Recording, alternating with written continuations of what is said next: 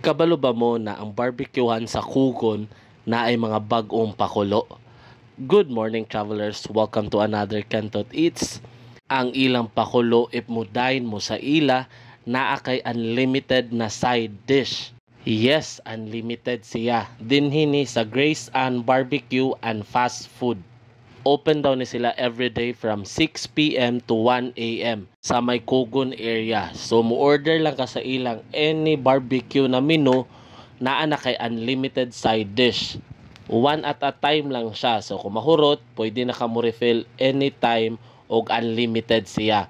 And naapod day sila available na pares, batchoy, and bisayang manok, and lauya. Akong gikuha una na side dishes gusto. Pagkahurot, pipino din akong gipuli. And pagkahurot na pod, nikuha na punday kog okra. So inana ilang system. Dili pwede na sabay ni mukwaon tanan. Di ba sulit ra kaayo, naana pod day sila free palapa and sabaw. So hangtod sa sunod na Kentot Eats, kita kits travelers.